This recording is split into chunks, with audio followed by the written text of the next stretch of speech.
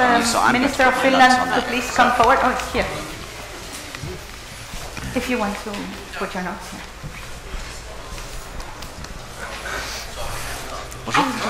So welcome everyone to the session on fossil fuel subsidies and trade, understanding the linkages. Our opening speaker will be Minister Kai Mikanen, Minister of Foreign Trade and Development at the Ministry of Foreign Affairs of Finland. I will thank the Minister, and please, you have 10 minutes to give your presentation. Thank you very much. Thank you very much, and honorable ministers and high representatives of governments, dear friends of fossil fuel reform.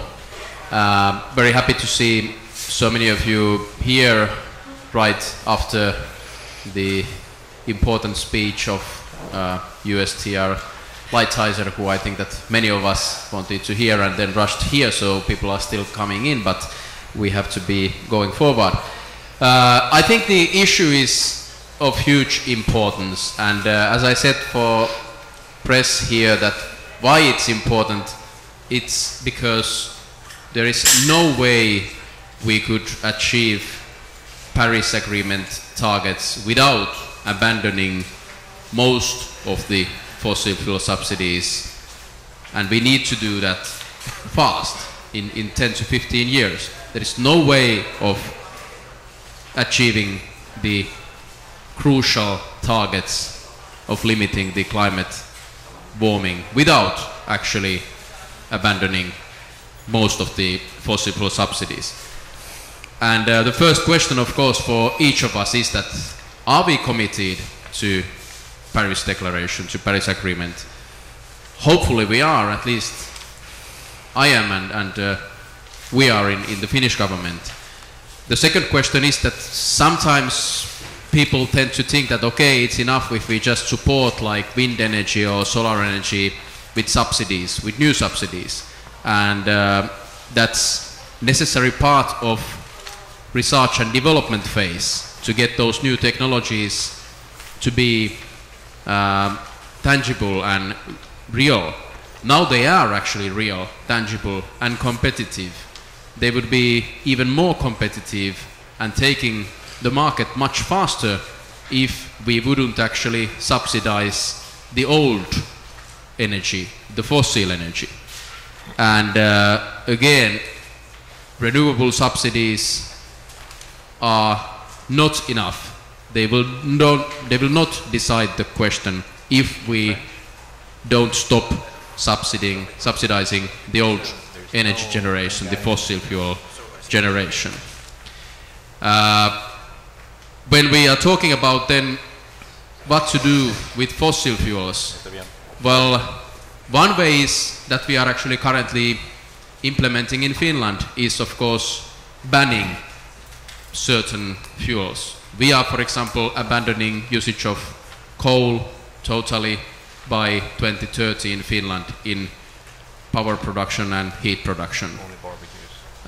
We are also halving the usage of fossil oil, but actually we use there also blending obligation in fuels, so we will have 30% blending obligation in all transportation fuels by 2030 for advanced biofuels and electricity. So that's of course one way to do it. And sometimes it sounds easier, since then you don't have to actually hurt anybody. But I would say that that's only plaster for first steps. We can't go far enough without tackling the price of polluting itself. And there, of course, we need taxation for carbon emissions. We need emission trading systems such as we have had in Europe for past 15 years. So we need carbon pricing. And there I would say that we need to be much more ambitious also in Europe. Current price in emission trading system of about 6 euros per ton of CO2 emissions is basically nothing. It's too low to channel investments to any direction. And at the same time, if we are thinking then what would be easier and even more obvious if it's hard to convince us all to lift up the carbon price. But maybe we could start by abandoning the fossil fuel subsidies. Currently, we are globally giving above $400 billion each year to subsidies for fossil fuel using. It actually means that we are giving a positive subsidy of about $100 per CO2 ton for all usage of fossil oil, coal, gas. At the same time, when our emission trading systems create only about $10 per CO2 ton cost for emissioning. So actually in many countries you have both. You have emission trading system about $10 per CO2 ton, but then you actually subsidize the fossil fuels by creating about $100 subsidy per each emission CO2 ton. In other words, $90 net subsidy if you calculate them together. This must be changed. Currently, we are using to fossil subsidies 22-fold more funds than to climate change adaptation. The amount also would cover 11 times the calculated gap for education targets in SDG targets of 2030.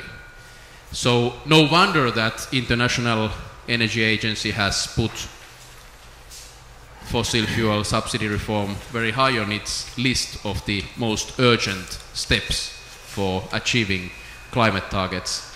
And no wonder that also European Union has committed into fossil fuel subsidy reform during the signature of Paris Declaration.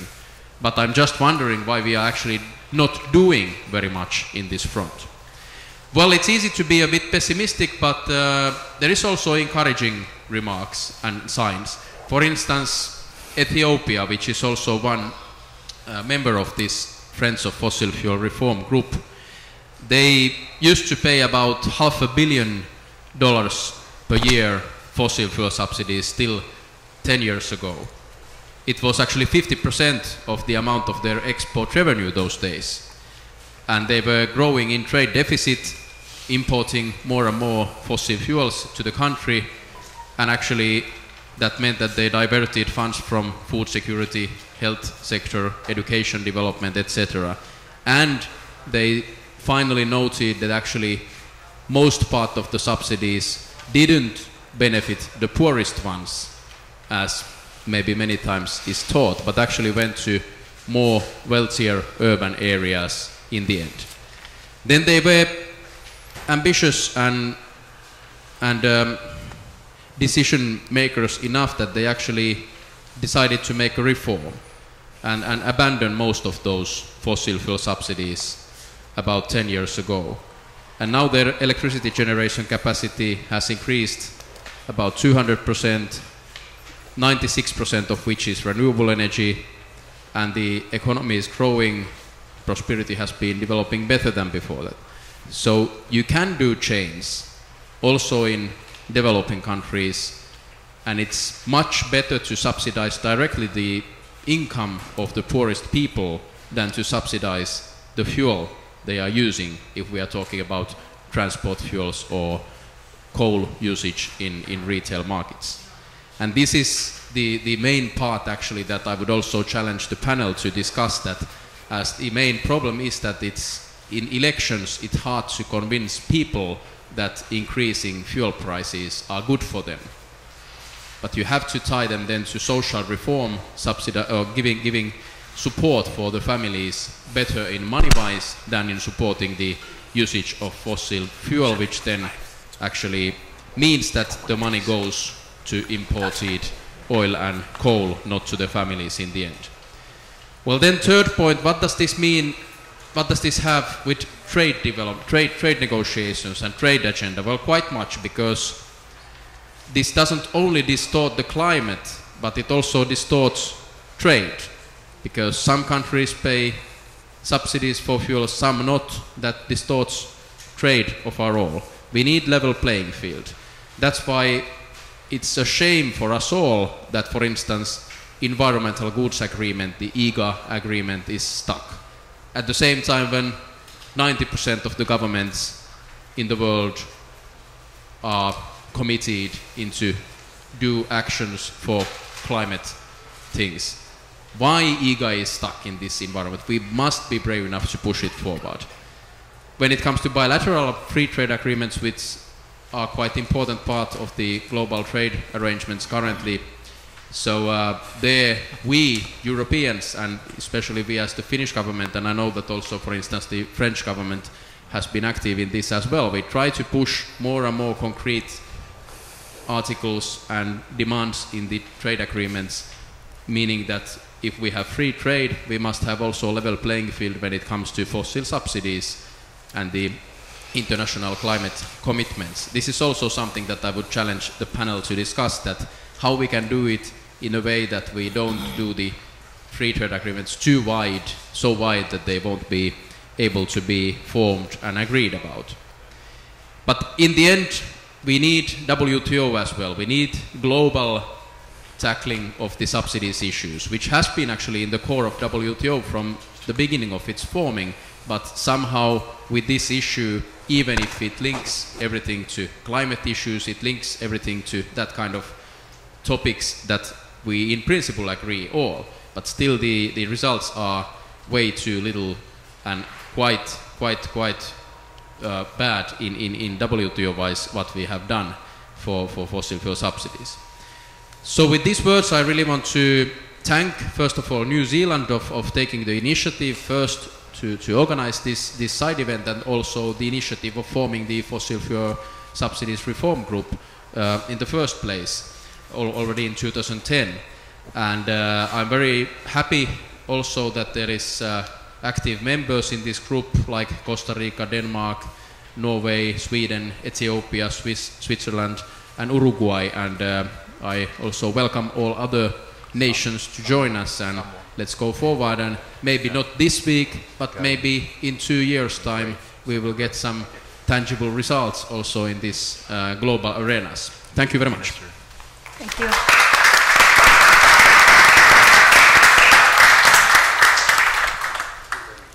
Thank you very much, Mr. Minister. We will now have Vangelis Vitalis, Deputy Secretary of Trade and Economic Group in the New Zealand Ministry of Foreign Affairs. Thank you very much. Thank you very much. So thank you very much, and a really warm welcome to everybody to this event, which has been a real privilege for my country to put together. And together with Finland, I think we're really looking forward in particular to the ministerial segment, which comes immediately after this, this panel discussion here. I wanted to do three things today, just to provide a bit of an overview.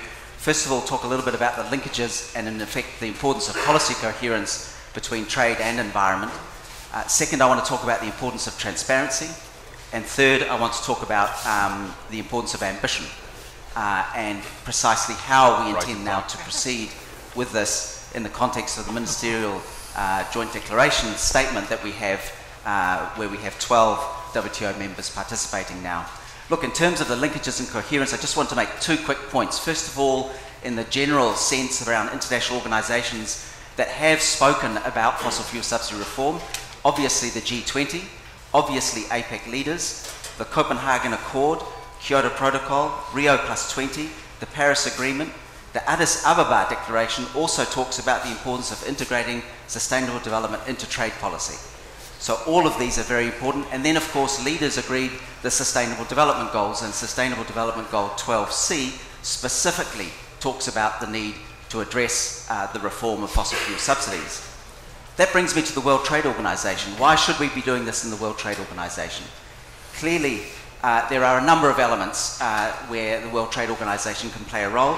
The shrimp turtle case, of course, is the most famous, where it was clearly identified that the Marrakesh Preamble, which references sustainable development, talks about, or rather the shrimp turtle case underlined that negotiators recognize the optimal use of world resources should be made in accordance with the objectives of sustainable development. In other words, that trade negotiators had a legitimate right to be thinking about that as they considered the work they were doing in a trade policy sense. Of course, the Doha Development Round and, of course, the classical way we talk about trade and environment in the World Trade Organization is about mutual supportiveness and how the two sets of policies, environment and trade, need to work together. And, of course, the issue that we're talking about today is the classic trade problem. It is a transboundary, has a transboundary effect, very much like fish subsidies, and has both an impact both on development, environment, and of course, and the fourth point that I want to make is, of course, this is a trade distortion. It is an input into production, and that is a subsidy, and that subsidy has an impact on international trade flows, and therefore it is a legitimate issue for the World Trade Organization to be thinking about. My second point that I wanted to talk about was transparency and the importance of that. It's easy to forget that in 2008-2009, when the Friends of Fossil Fuel Subsidy Reform was first launched in the context of the G20, that there was actually no real data. So one of the early criticisms of the group was, well, it's all very well to talk about fossil fuel subsidy reform, but we have no real meaningful data. Well, less than a decade later, we actually do have data. We have a very robust data set. The first work, interestingly enough, was done by NGOs, was done by Global Subsidies Initiative, supported by the work that was done by IASD and indeed ICTSD. That work then evolved into the OECD, and the OECD has now established a data set with a time series, and it's a policy relevant one. There is simply no excuse anymore for anyone to say there is no data out there, we don't know what you mean by a subsidy. Actually, we do know what we mean. We do have a data set, and the OECD provides that in a very meaningful time series sense so that we can actually understand where the reforms need to happen. The second important thing about transparency is, so now we have the data, now we need to be held account to that, and I just want to pay a particular tribute, not just for the work that Global Subsidies Initiative, ICTSD, IASD have done in this area, but I call on them to continue to hold us to account. The fish subsidies model is a very, very good example of the way in which NGOs have continued to hold governments to account, to remind us about the commitments that have been made, and then to drive us and keep driving us. And of course, we have high hopes this week for some kind of outcome that sets us in the right direction on fisheries subsidies. And I urge those non-governmental organisations and civil society groups to continue to have faith in the trade system that it can actually deliver. It takes us time to get there, but eventually we will, but we certainly need your help in holding us to account. The third and final area I want to talk about was briefly about ambition. One of the reasons we want to bring this into the World Trade Organization is that we know the World Trade Organization is the one place where you have enforceable disciplines, and they're enforceable disciplines that apply to us all. That makes the World Trade Organization a unique place in which to do business. It is not like the United Nations, it is not like the Sustainable Development Goals, it is not like the Paris Agreement, where we do have important language around this, but we have no mechanism to enforce it. The value that the World Trade Organization provides is trade disciplines. And those trade disciplines have shown already in agriculture that you can make meaningful reform because people know that if they don't abide by their commitments, then dispute settlement applies. So that's a very important element of that. So what are we planning to do? So for us in New Zealand, we're thinking about how we use the existing mechanisms in the World Trade Organization. And already we're working with colleagues on issues like notifications, using the trade so notifications is one area, and I challenge people to think about shadow notifications. There's a role here for civil society to be thinking about issuing shadow notifications on fossil fuel subsidies and how they distort trade as part of the regular work of the World Trade Organization. The second area we need to use more actively is the Trade Policy Review Mechanism. The Trade Policy Review Mechanism is a formal institutional structure where members can ask questions. And we, together with a number of other friends of fossil fuel subsidy reform, have been asking specific written questions, asking about fossil fuel subsidies and what it is people are doing to reform those, including what they are doing to make good on the rhetoric that their leaders have signed up to. The third area we want to work on is having a proper discussion about this in the World Trade Organization. We need to find a place to have that discussion. At the moment, we're looking to the Committee on Trade and Environment. We've started that discussion. It is a challenging place to be.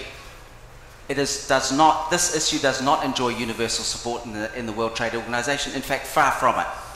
There are 12 of us here today who have committed to take this forward in the World Trade Organization, but we need the support of others. And of course, the fourth area, so the first one's notifications, the second one is more active use of the trade policy review mechanism, the third is to use the existing committee structures to raise the issue, and the fourth is, of course, negotiation, because that's how you get real action. So over the next 2 years, as we plan, as the Minister from Finland has said, we can't do it in this ministerial, but why can't we think about doing that in 2 years' time? And therefore, we spend our time over the next 2 years building that coalition of support to put this on the negotiating agenda for MC12. So I would argue that that's ambitious. And let me wrap up there by briefly mentioning, I spoke at the start about linkages. That's fundamentally, that's simple policy coherence. That's standard, good practice, good regulatory practice for any country. The second thing I mentioned was the importance of transparency, of being held to account, of having the data. There are no more excuses. We do have data. We do have the information. We just need to now make the change. And in terms of ambition, it's the wish to see the World Trade Organization play a role in this. So for me, I'm my country's Deputy Secretary for Trade and Economics, for me it's become increasingly important to demonstrate to an increasingly sceptical international and domestic public that trade actually can contribute to solving some of these global problems. We don't pretend that trade is a silver bullet that solves everything, but we do believe that trade can help contribute to resolving some of those global concerns that all of our citizens, not just New Zealanders, not just Finns, are concerned about. And finally, those of you who are sitting here today, please think about what your governments are doing and think about joining us. Help us. The group that you see here, the 12 of us, we are a really persistent bunch. We're in this for the long haul, and I believe that we are going to take this forward, but we certainly need the support of all of you. So please, if there's one message to take out of here, it's not just about policy coherence, it's not just about transparency, it's not just about ambition, it's also about real action. So please, join us. Thank you.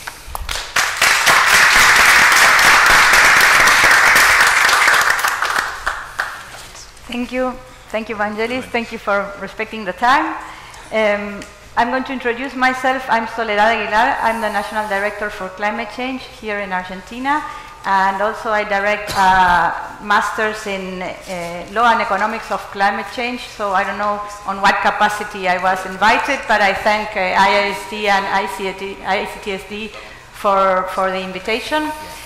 We will now go to our panel. I will ask each of the panelists to speak for 5 minutes. I just wanted to drop in a few words, just a little bit also to foster the discussion. We know, those of us that come from the climate change side, that in order to achieve the objectives of the Paris Agreement, we really need to magnify the action that we're doing right now in terms of climate change. Our current path is leading us to a 3 or more degrees of increase in global temperature, and our objective in the Paris Agreement is to maintain the increasing global temperature below 2 degrees. So in order to do that, we need to promote renewables and align all the incentives in the economy. When we talk about fossil fuel subsidies, there are very different definitions, and I'm glad that the issue of transparency was mentioned, because when we discuss for example, in the G20 or in some of the IEA reports, the definition of fossil fuel subsidies is focused on consumer subsidies. Consumer subsidies are mostly used by developing countries, and I would say there are from weak to strong definitions of subsidies. So this would be the weaker definition, the one that focuses on consumers. In some way is putting the onus of the responsibility on developing countries, and is forgetting a big part of what fossil fuel subsidies entail, which not only affect those that are buying at the pump, but also producer subsidies.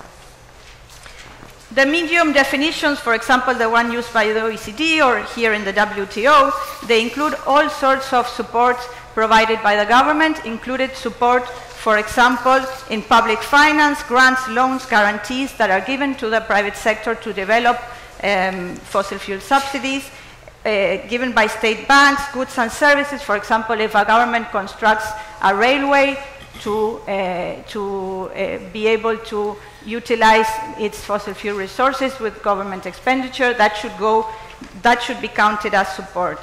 And then we have the strongest definition, for example, that proposed by the IMF, which includes not just consumer subsidies, producer subsidies, but also the social costs of climate change. And in that respect, this relates to carbon pricing, as was mentioned by the minister. And if we go from the weakest definition to the strongest definition, there are 16 times of difference, from 335 billion to 5.3 trillion US dollars in 2015. So this 16 times of magnitude higher really shows what the debate and the challenge is in addressing the issue of fossil fuel subsidies. And I think if we want to have a broader support for the reform, we need to decide at what level of this definition, of this scope of definition, we want to stand. Particularly coming from a developing country, I think the definition should be more, include all producer subsidies, and as a climate change advocate, I think it should include also the strongest definition with the social cost involved. So with this very brief debate proposal, I now introduce our first speaker, due to time constraints, Jean-Baptiste Lemoyne, State Secretary at the Ministry of Foreign Affairs of France. 1, 2, 1, 2. Oui. Thank you very much. Thank you. I'm very happy to be there with our friends from New Zealand, Sweden, Finland, and others, and moi, because you know, tomorrow is the climate summit in Paris, but so the first event is here in Buenos Aires today, thanks to you, and I'm also happy to be there because we are sharing many objectives in I would say the progressist way to make trade, and you are also very committed, Sweden and Finland, for example in gender thematic, like the program She Decides, and now we are united today with this initiative in order to ban fossil fuel subsidy. And from the French point of view, it's very interesting because our citizens are now very attentive to the point that trade and sustainable development are not opposed anymore, and that trade must become a leverage to fulfill sustainable development objectives. And of course, we are dealing with that in FTAs, in free trade agreements, so that we have to put this ambition at the heart of every single negotiation. And as we have the New Zealand minister, of course, we will share this ambition of sustainable development in the future EU and New Zealand FTA. We are negotiating on the mandate, and I'm very happy to see that we share this ambition. Of course, France will support any initiative of the EU on fossil fuel subsidy. We are working on that, and I think that we are trying in France to implement this link between trade and sustainable development since now. For example, you know, we had an agreement, EU with Canada, and as we thought that it was not so ambitious on climate, that we adopted our own action plan in order to implement new step forward between France and Canada, and hopefully maybe EU, in order to make some progress to take into account sustainable development objectives. And one action of this action plan is linked to this fossil fuel subsidy, and we will participate in all the initiatives that could be taken at the international level, because it's talking about also level playing field, of course, as pointed out our Finnish colleague, and we have the obligation to impose the fact that every single country now take this point into account. So, thank you very much for giving us the opportunity to reaffirm our commitment and our support to your initiative, and I'm sure that it is useful for the coming negotiations. Thank you.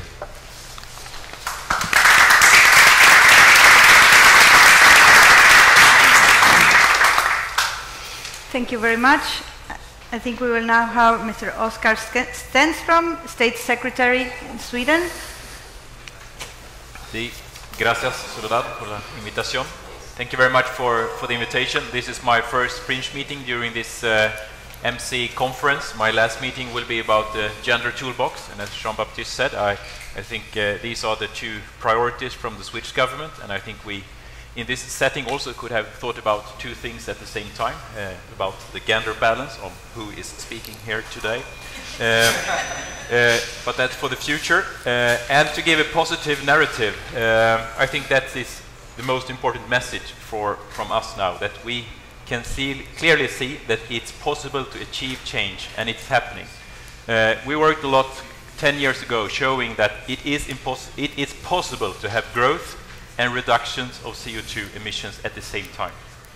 So that implies this narrative, if you do remember, yes we can. And we can use that a little bit more in this area. And it's not only about trade, it's not only about fossil subsidy reforms, and it's not only about innovation, it's actually about combining all these three or different pillars at the same time. And that's the way where we are coming from. We are, as a government, of course, supporting we are friends of the fossil fuel subsidy reforms as such, and we are dedicated to advocate and share our experience, what we have done.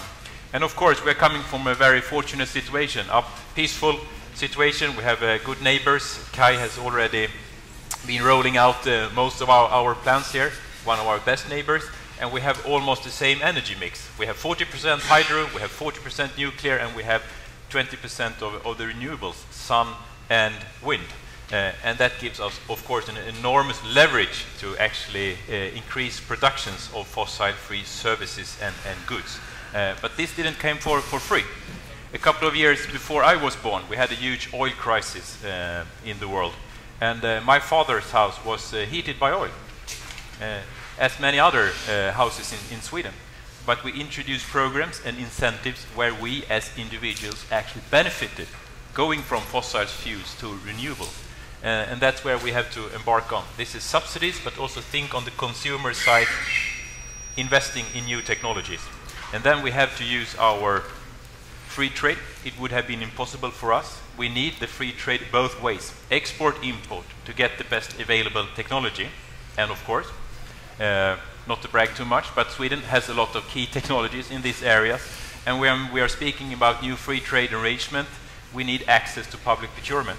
And this is how to leapfrog in developing countries and also developed countries to introduce the best available technology, because the clock is ticking here. To fulfill the agreement made in your capital, we can't lose too many years now. So combining these areas are super important. I continue with the speech now. And what should I say more? I should say that we took a bold decision also, like Mykinen and Jean-Baptiste, to be fossil-free before 2045. And as I said, we're coming from a very fortunate situation. But to achieve this, we have to invest even more in the local communities. We have an investment program which is worth to study, how you can make local investments in Sweden, public the municipal together with private initiatives. For instance, investing in charging infrastructure, vehicles, production of biogas, biofuel, filling stations, and so on. But also, there are challenges in Sweden and in the European Union. Fossil fuel subsidies is a sensitive issue for us. Sweden has indirect subsidies of through certain tax reliefs for industrial falling under the ETS.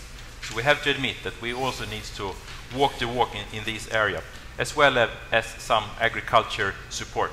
And that's still a battle, you know, Jean-Baptiste. Yeah?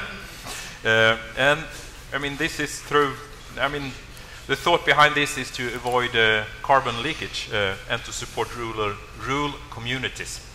So then back to the first thing I said, to have the positive narrative, to show yes we can, and also to show the rural community that you will be better off if you introduce these new technologies. And then we as politicians, together with the business, has to show the bridges. How do you actually move into these areas? Final word.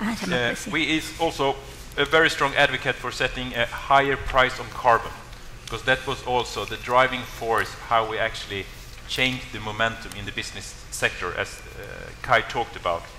And we introduced the carbon tax in 1991, which of course made it much more expensive to use energy. But we also have incentives that if you produce environmental friendly energy, you get the rebate. So it's in the same, using the market force, but having incentives and also tax to actually steer the market from the political side. So that is one of the key experiences actually during the 90s and the beginning of the millennium. So there is really no school book example. There is no one size fits all. Everyone has to be on board, and I have to speed up.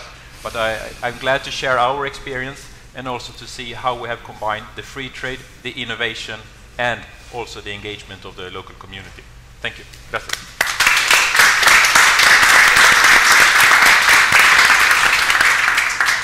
Thank you very much, Oscar. I will now introduce Ambassador Alvaro Cedeño from Costa Rica. He's ambassador to the WTO in Geneva. Alvaro. Muchas gracias. Buenos días a todos.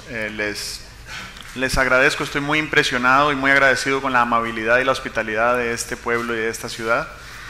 If you allow me now to continue in English. I've been given 5 minutes, I'll try to finish in 6. A few points that I would like to make. First of all, start by thanking the ICTSD, which is a true think tank and also a do tank. And I thank you also because it's the second ministerial in a row that you get me out of the plenary session when my minister is speaking. Thank New Zealand for their leadership. We are following you closely, and you can count us as a member of the Friends of Fossil Fuel Subsidy Reform. I want to put my intervention in context. 1 metric ton of CO2 emissions covers a cylinder that is 10 meters in diameter. So essentially in this room we could probably fit like 2 metric tons of CO2. If we had 2 metric tons of CO2 in this room right now, by the end of this panel we would all be dead. So it's a highly toxic gas, and we are emitting 33 billion metric tons of CO2 every year. And they are adding up to the ones we emitted the last 200 years. So therefore, you have the crisis that is scientifically defined as climate change. And we are subsidizing this crisis. So if this is not striking enough, now that we are in Argentina, so close to Antarctica, have a look at what glaciologists are saying about the speed at which Antarctica is melting. They are suggesting, at some preliminary estimates, that by the end of this century, sea levels could rise some 10 meters. So for a country like mine, it would mean a dramatic change to our lifestyle, our business model, and what makes us so attractive from a tourist point of view. And what I want is not to scare people and to have you leave the room and forget about it, but to call for action. So ideally, this should make you think that there is something you have to do today for your generation and also for the at least 2 more that are coming. The second point I would like to make is about the green economy. Costa Rica is very strong, feels very strongly on this issue. We have managed to generate this year renewable electricity for 300 days in a row. We had a ceremony to commemorate 300 days in October. And since then, we have had a normal rainy season, so it is easy to expect that we will complete 2017 as a year with 100% renewable electricity. We do not subsidize fossil fuels. In fact, we tax them very heavily. Gasoline in Costa Rica is very expensive, and we use this additional tax that comes from fossil fuels to invest in reforestation. So yes, it is true that we can grow economically and at the same time reduce carbon emissions, or as I like to say it, grow economically and grow ecologically. Our forest coverage has doubled in the last 30 years. In the same period of time, our economy has grown 7 times. And then we have a list of challenges. I would say that Vice Minister Vangelis Vitalis already spoke about 90% of what I was going to say. But essentially, the WTO is the forum where we should have the conversation about how to deal with fossil fuel subsidies. The same way that I strongly believe that this Ministerial Conference 11 that we're having in Buenos Aires this week, regardless of the outcomes, will go down in history as the digital ministerial, when the WTO put electronic commerce on the table for the first time. I strongly believe that we can have the ambition of thinking that the Ministerial Conference 12 that will happen in 2 years from now can go down in history as the Climate Action Ministerial. So in that sense, our ambition is at its highest. If you look at the Paris Agreement or the Sustainable Development Goals, you'll see strong links to trade. So trade doesn't only have to do with fossil fuel subsidies or with fishery subsidies. It has to do with a wide range of issues that the world needs fixing. And it is up to the WTO to get this fixing done. And in the last minute that I've been given, I would say that politics is the art of the possible. And eliminating fossil fuel subsidies is possible. So I say, why not? Let's go ahead and do it. Thank you.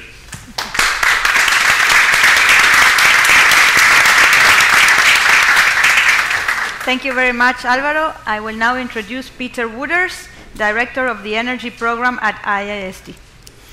Thank you very much, Soledad. And firstly, could I offer my congratulations to the ministers here today, to the excellencies here, and to all distinguished delegates for this historic statement that we're going to receive in a few minutes from now. Also thanks to the Friends Group for showing such great leadership on this issue, and great to welcome some new friends of Friends in the shape of France. And I think their role going forward is going to be very important too. Obviously, climate change is behind a lot of why we're here today, and the need to mitigate against emissions is ever more pressing. We have to take account of and opportunity of all the opportunities that we have, and fossil fuel subsidies is probably the best one. You can mitigate at negative cost. You can mitigate and save money for your economy.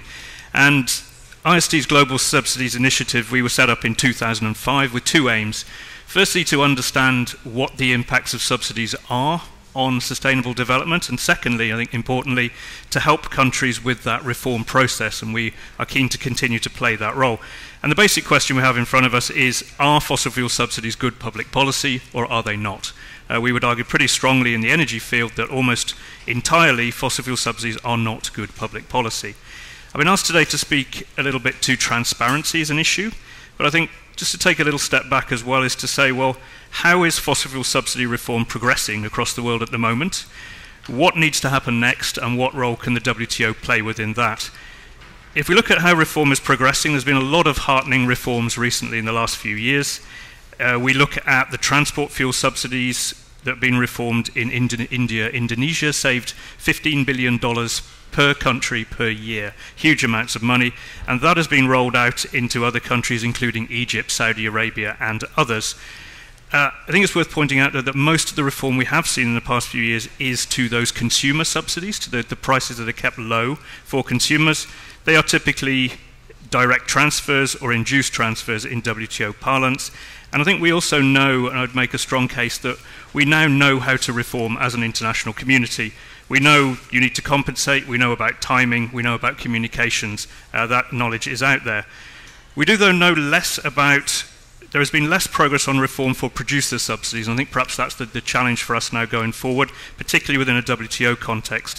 What we're talking about here is the foregone revenues that governments do not charge in terms of tax or other revenues they could normally collect, and about transfers of risk and liability to government from private interests. There are serious concerns about these when countries talk about reforming their producer subsidies. They worry about competition, they worry about investment, they worry about trade. And we need to do what we can to allay those fears going forward. So turning to what might happen next with thinking about reform and we're thinking about transparency, I think on the producer side, we need to get stronger consensus on the data that's there. There is, as Ambassador Vitalis mentioned, a very good inventory from OECD, but there are other countries with producer subsidies. We need to know more about those, and we need to drive a consensus there across the different ministries in countries who sometimes have different views on these. And I think it's worth us now focusing in the year ahead on some of the key subsidies that WTO members may considering looking at together. I'm talking here about coal subsidies, mining, infrastructure, and power generation, about tax expenditures on upstream oil and gas, tax exemptions to farming, fishing, and off-road uses of fuels, and then perhaps a more ambitious agenda would even be looking at the zero tax regimes that apply to international aviation and maritime fuels, and whether we consider those to be still relevant, 60 years after those agreements were put in place. Other things we can do on the producer side in WTO is perhaps come up with some lists that can help to interpret the ASCM a little bit further. We can look more into the impacts of those subsidies, particularly on markets, which is going to be very, very useful. And then I think we can also start looking at under what circumstances would countries raise cases against each other on fossil fuel subsidies. To date, there haven't been any, and we can see some quite interesting examples out there that might be able to be turned into a WTO case and therefore give a bit more case law and precedence so that we can move forward with this issue together. And it's pretty clear to our side, to GSI, that the WTO is clearly the best place to have discussions on producer subsidies. There's a need for that analysis, and there is a need for countries to give each other confidence and to move forward together. Turning quickly to consumer subsidy price reform, there's a role there for WTO as well. It's here in it's a wider, more mature debate. There's a wider support structure to this. Within transparency, let's look at the SDG indicator, 12C1, which talks about production and consumption subsidies. A methodology is being put together for that at the moment, and that's being developed along with ISD and OECD support, and we'll talk to you more about those.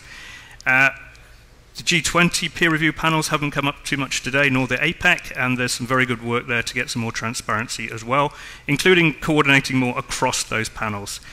I think, again, an interpretation of WTO policy, WTO sentiment from the members here about what is the trade-off here between economic trade and environmental considerations, what would we be looking forward going forward, and then we can talk about capacity two ways, from the trade community to outside and from outside to the trade community.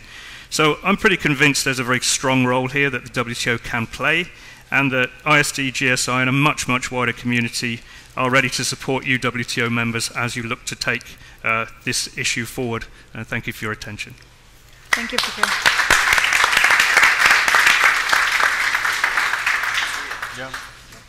Thank you, Peter. We will now have David Laborde. Please come up. Sure. You can sit there. David Laborde is a senior research fellow at IFPRI, and he will be our last speaker for today. Thank you, and thank you for the invitation. So you switch one friend for another friend, so there is a quota here. I'm going to talk in particular about... Oh, no, it's connecting now. Yes? No. Yes, okay, good. Yes, yes we can. So I reiterate my thanks for the invitation. So in the few minutes I have, I'm just going to focus on the specific role of agriculture. And you may wonder why agriculture. First, as you may know, it's a very energy-intensive sector with a wide range of energy intensity around the world. Of course, we expect that advanced economy like the US is using a lot of energy. So on the slide, you see that it's more than 500 kilojoules of fossil fuel, or at least energy, for each calorie of food produced, when Zambia will be just 1/3. But a country like India is even more energy intensive to produce its food than the US, okay? And part of it is due to policies, and in some cases, bad policies. So why agriculture use energy? Of course, you can think about the fuel that will power the tractor, the machinery, but you use also electricity and or fuel for irrigation, and you use a lot of energy to produce and to process fertilizer and pesticide. So here on the slide you see the breakdown for the US, but keep in mind that 1/3 of the energy we consume in the agriculture sector come from fertilizer, and fertilizer are made from natural gas. So, based on this, we can think that trade can help to use optimally the resource we have on Earth, and as a trade economist, I believe in this. But if you want the system to work, you need to have prices that are not distorted, because otherwise you are going just to potentially trade products that are heavily intensive in carbon, just because you have policies that have led to this. Hopefully we have the WTO, and at the WTO we have different agreements that can help to put discipline on that. But as you are going to see, it's not so easy, both due to some conceptual aspects and some transparency issues that already have been discussed. So when I think about farm subsidies and energy, here I'm really going to look at the farm producer as a consumer of energy product. Okay? So it's a consumption subsidy on its inputs. And it can be directly on fossil fuel, it can be on fertilizer, it can be on irrigation services or electricity, of all of this. And therefore here starts the challenge to know what is belonging to the agriculture part and what was done in the, for example, industrial sector in terms of subsidizing the production of fertilizer and use of fossil fuel.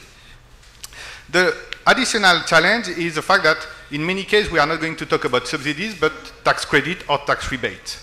That will be a large chunk of the shadow subsidies we see especially in developed economies. And here you have a kind of trap, because the more your economy starts to tax carbon overall, but the more exemption you do to your agriculture, the more subsidy you give. And we don't want to do not give incentive for this. So if you look at data, you will start to see that in the WTO notification, we have some energy and input subsidies.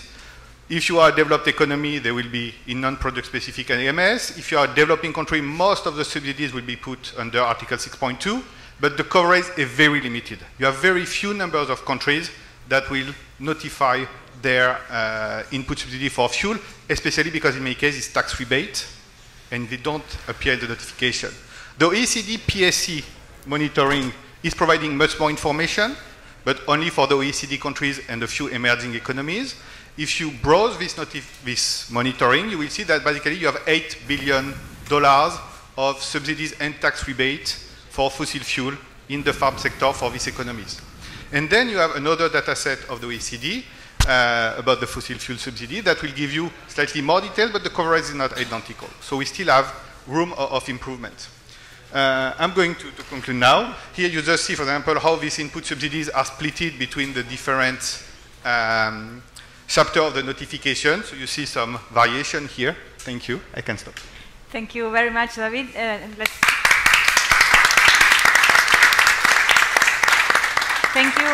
Thank you to all the panelists for respecting the time. We are right on time, and now I invite you all to stay for the ministerial segment that will continue.